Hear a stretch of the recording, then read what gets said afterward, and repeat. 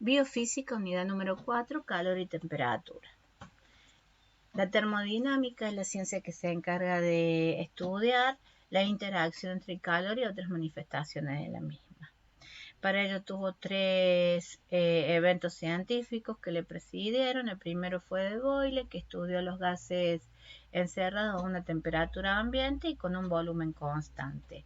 Luego le siguió Faraday, que estudió la escala en el punto de congelación de una disolución saturada de sal común en agua y la temperatura del cuerpo humano.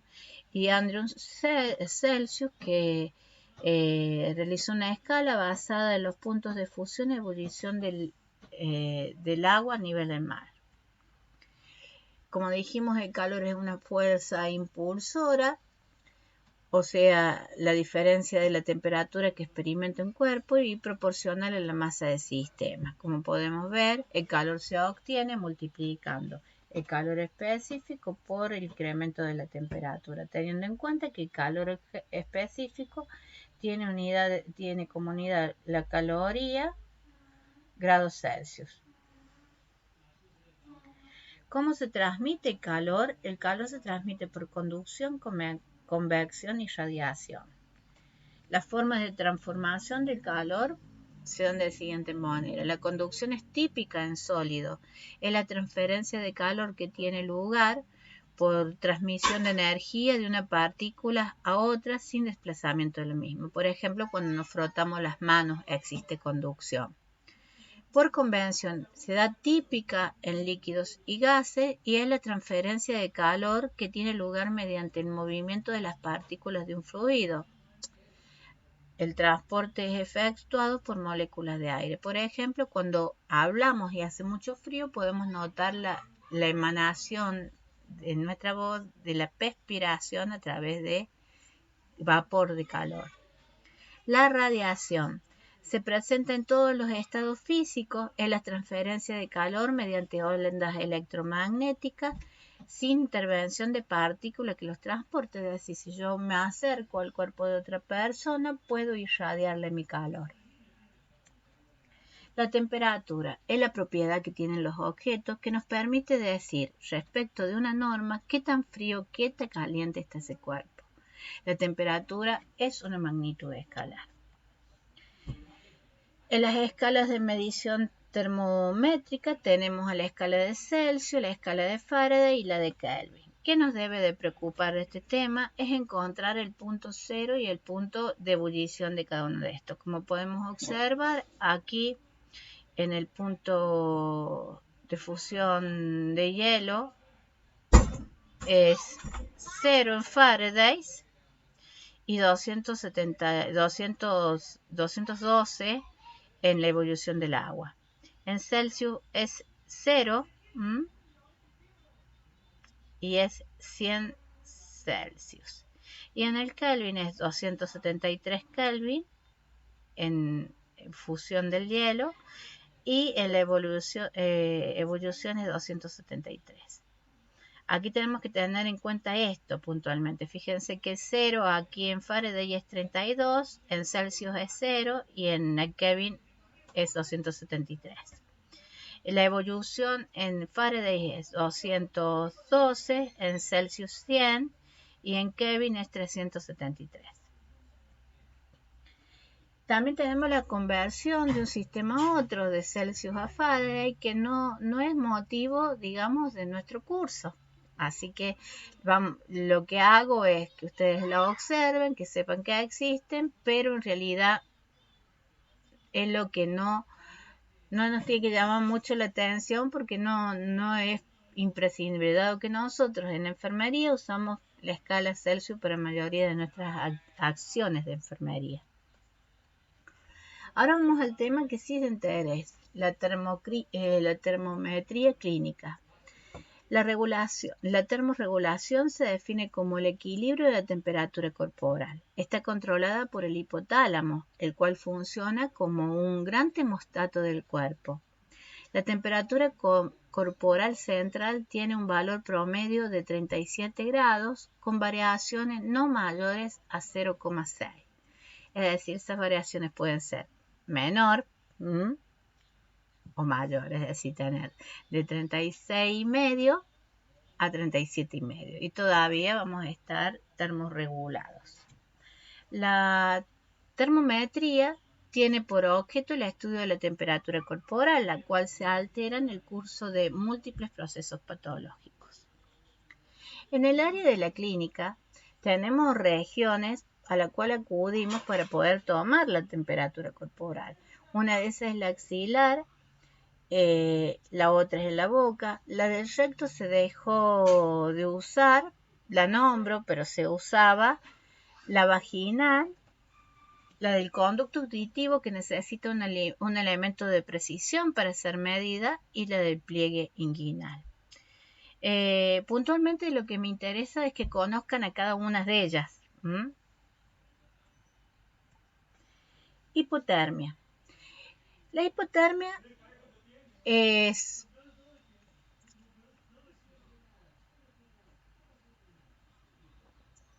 la hipotermia puntualmente a temperatura rectal es menor a 35 grados centígrados. Pero si lo tomamos en cualquiera de los otros puntos para tomar la temperatura, tenemos que tener en cuenta que disminuye a 35. Esa es la variante. La sintomatología que puede presentar la hipotermia es rigidez lobar, es decir, inflexibilidad totalmente generalizada en el cuerpo, una midriasis bilateral, o sea, dilatación de las pupilas en ambos ojos, cianosis en las, cianosis quiere decir coloración azulada en las mucosas, en la boca y en la piel, y una bradicardia extrema con una lentitud del ritmo cardíaco.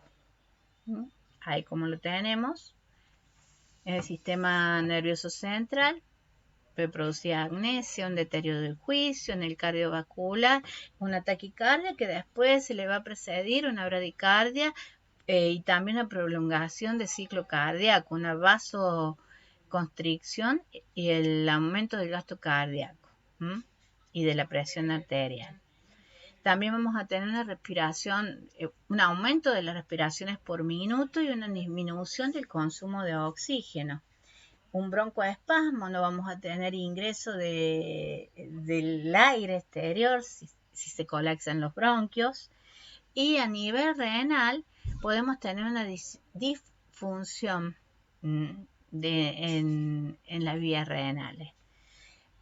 Podemos presentar escalofríos a consecuencia de una hipertonía.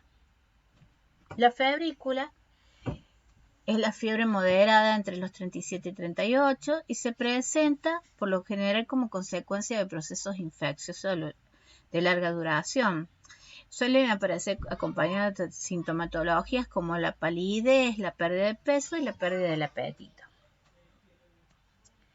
La hipertermia se denomina hipertermia a la elevación de la temperatura corporal en un rango de hasta 37,5 debido a las siguientes causas, que pueden ser ejercicios intensos prolongados, temperaturas y humedades elevadas, golpe de calor, la pérdida de regulación central a través del hipotálamo, ya sea por un traumatismo o una hemorragia. Y después tenemos la fiebre. La fiebre es lo más complejo que puede presentar el organismo, ya que supera los 37, 38 grados preferiblemente. Se acompaña de diversos síntomas circulatorios, taquicardia, ruidos febriles, no se desea comer. No se desea comer, el sistema nervioso produce un sueño excesivo, delirio, alucinaciones, dolor de cabeza, abatimiento general, ya como decimos, dolor en las articulaciones. La piel se percibe caliente, húmeda y enrojecida, sobre todo en el área de la cara.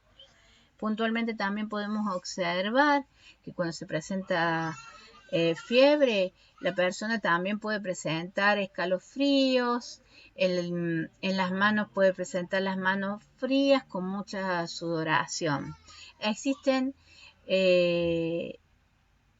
una clasificación de fiebre. La fiebre puede aparecer de esta manera en forma continua y no irse.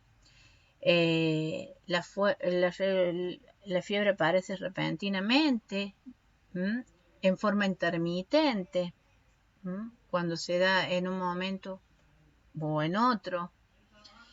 La fiebre puede ser recurrente, se manifiesta solo en ese momento cuando alguna funcionalidad de nuestro cuerpo está alterada, o puede ser ondulante. Se puede presentar con alguna manifestación de nuestro cuerpo y en momentos muy puntuales. La fiebre presenta un mecanismo, presenta ciertos activadores que producen la fiebre, donde actúan células. Estas células hacen que el termostato natural, que es el hipotálamo, libere prostaglandinas. Esta producción de prostaglandinas va a ir generando la acción de la fiebre. La fiebre es un mecanismo de defensa, generalmente ante algún agente patógeno. Es por eso que actúa de esa manera. Termorregulación. Se compone de una serie de elementos que conectan el sistema nervioso central y periférico. El sistema regulador central se encuentra en el hipotálamo, como decíamos. El aumento de la temperatura percibido por el hipotálamo provoca una respuesta automática que consiste en el aumento de la sudoración, pérdida de calor por evaporación, una vasodilatación cutánea, pérdida de calor por conducción y convección, por contacto directo de la piel con la piel del calor, y un descenso del tono muscular, descenso de la producción de calor. En caso de descenso de la temperatura, actuaría en sentido contrario. Existe un mecanismo de adaptación a la temperatura fundamentalmente extrema que se denomina aclimatización y consiste en una serie de cambios progresivos en el mecanismo regulador de la temperatura en función de la exposición a temperaturas que precisan de 5 a 7 días para ser establecidos. Aquí tenemos la termorregulación.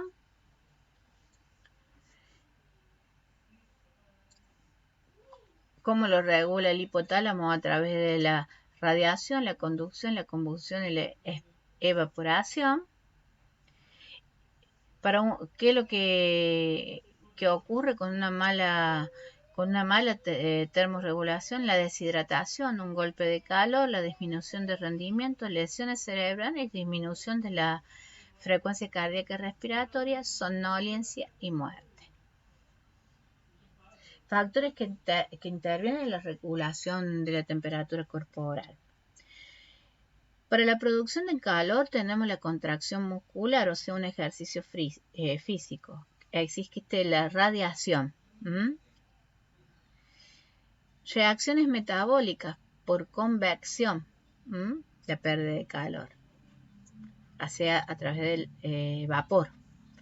La ingesta de alimentos por conducción, de una partícula a otra. Y la acción de hormonas como la tiroxina, la adrenalina y el cortisol por evaporación de sudor, igual que la lipólisis de grasas pardas.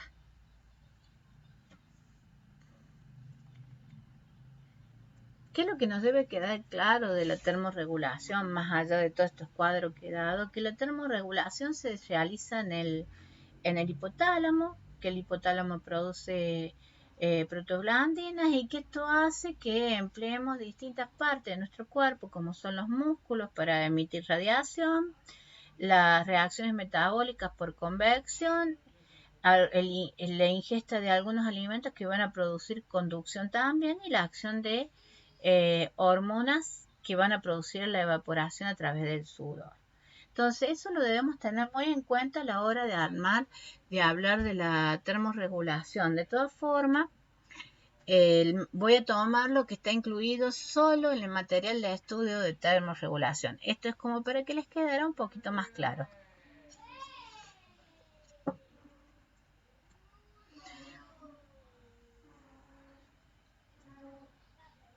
Biofísica, unidad número 5, mecánica de los fluidos. Nosotros antes de hablar de fluidos debemos tener en cuenta los 3 estados de agregación de la materia. El gaseoso, el líquido y el sólido. ¿Qué debemos tener en cuenta del gaseoso? Que no tienen forma definida, sino que van a ocupar todo su espacio. Son compresibles en ese espacio. Las partículas se mueven con total libertad, chocando entre las paredes del material que los contiene. Las fuerzas que tienen de atracción son casi nulas y se difunden con rapidez para ocupar todo el ambiente que los rodea. Poseen gran cantidad de energía cinética, es decir, de chocar unos contra otros producen más energía. Estoy hablando a nivel molecular. Los líquidos ocupan un volumen definido, pero no todo el volumen, sino la cantidad de volumen que realmente sus partículas están dispuestas a cubrir. Son incomprensibles, se difunden lentamente, las partículas están relativamente cerca y las moléculas de un líquido se mueven todo el tiempo. Lo que hay que tener en cuenta es que aquí el líquido tiene una tensión superficial, que fíjense en ustedes que esto va al principio de Arquímedes, que si coloco un corcho en la tensión superficial, por su masa, por lo leve que es, va a poder flotar. Pero si yo logro vencer con mi masa corporal la tensión superficial, puedo entrar dentro de los líquidos. Los sólidos tienen una forma definida, sus partículas forman toda una red, son incomprensibles,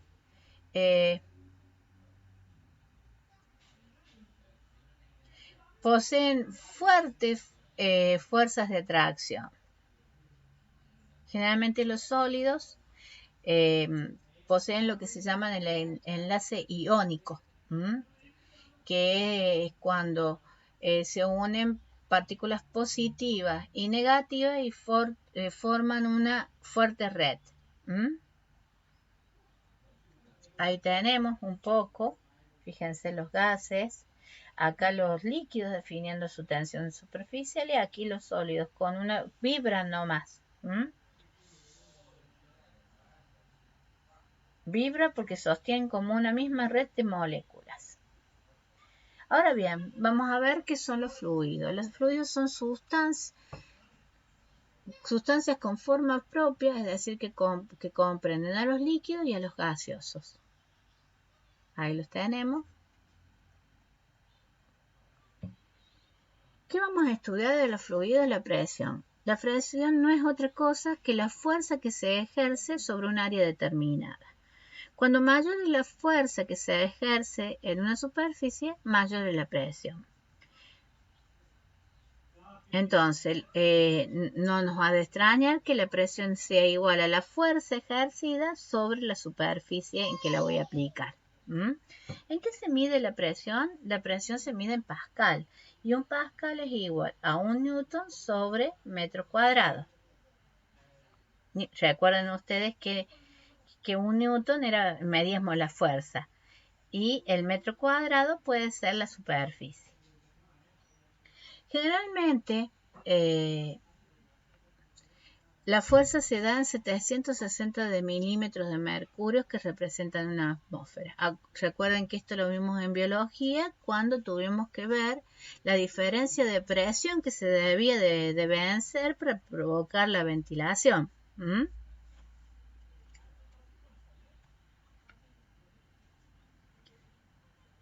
La presión queda determinada por el cociente entre la fuerza y el área sobre la que actúa esta fuerza. Así, si una fuerza actúa sobre una superficie S, la presión queda estrictamente definida por la siguiente fórmula. Presión igual a fuerza sobre superficie. Los sensores de presión pueden agruparse basados en los principios mecánicos como deformación por fuerza o basado en los principios eléctricos por conversión de una deformación o fuerza a una propiedad eléctrica. Lo que sí nos interesa a nosotros es la presión sanguínea. Nosotros dijimos que la fuerza, que la presión es la fuerza que se aplica a una superficie. Entonces, si estamos hablando de la presión sanguínea o la presión arterial, supuestamente, ¿a dónde se debería aplicar la fuerza? La fuerza que ejerce la sangre sobre las arterias. Puntualmente eso es lo que estamos midiendo. Sobre las paredes de la arteria. Entonces, la fuerza que ejerce la sangre sobre las paredes de la arteria. La presión arterial puede, durante el ciclo cardíaco, ¿se acuerdan? Manifestarse de dos formas, una sistólica y una diastólica. La sistólica está relacionada con la contracción del corazón, puntualmente la ventricular, y la diastólica es cuando se relaja el ventrículo y se produce ahí la tensión diastólica. Nosotros hemos dicho que más o menos un estimativo de la presión promedio podría ser entre 106, 116, 127, 120, 80 aproximadamente. Esos son los rangos. De esta manera me despido, espero que les haya sido de utilidad el video y bueno, nos estamos encontrando en la próxima